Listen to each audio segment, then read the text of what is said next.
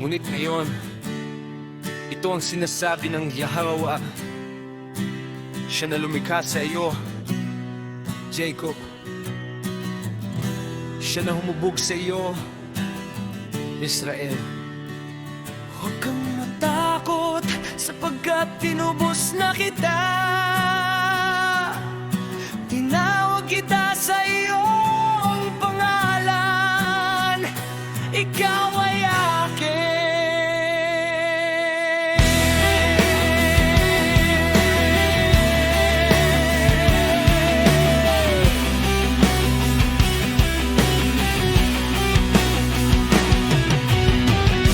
Kapag dumaan ka sa mga tubig, ako'y isa sa iyo. At kapag tumawid ka sa mga ilog, hindi ka nito lulunurin. Kapag lumakad ka sa apoy, hindi ka masusunog. Ang mga apoy ay hindi magpapaningas sa iyo, sapagkat ako ang Yahweh mong alahayat, ang banal ng Israel, iyong tagapagligtas. Ibinigay ko ang Ehipto para sa iyong pantubos, ang kusat siba bilang kapalit mo. Yamang ikaw ay mahalaga at kapit-apitagan sa aking paningin. At dahil mahal kita, ibibigay ko ang mga tao bilang kapalit mo, mga bansa bilang kapalit ng iyong buhay. Huwag kang matakot sapagkat ako'y sumasayo. Ibabalik ko ang iyong mga anak mula sa silangan at titipunin kita mula sa kanluran. Iutos ko sa hilaga, bitawan mo sila, at sa timog huwag mong pigilan. Ibalik ang aking mga anak na lalaki mula sa malayo, at ang aking mga anak na babae mula sa mga dulo ng daigdig. Ang bawat isang tinawag sa aking pangalan na aking nilikha para sa aking kaluwalhatian, na aking hinubog at ginawa.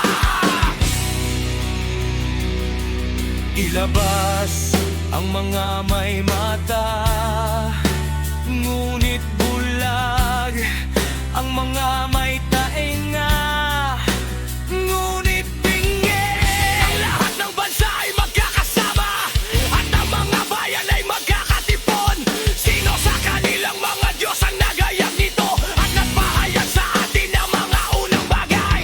Hayaan silang magharap ng kanilang mga saksi upang patunayan na sila ay tama, upang ang iba ay makarinig at magsabi, ito ay totoo.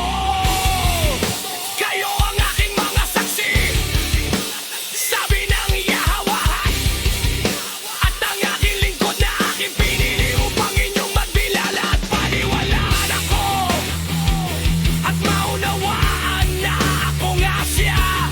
Wala nang alahayag na nabuo bago ako, at wala ring malilikha pagkatapos ko.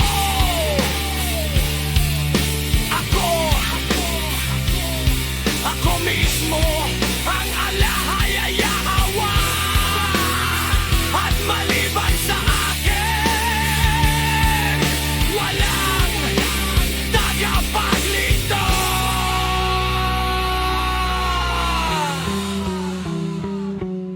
Ako ang naghayag at magligtas at nagpahayag.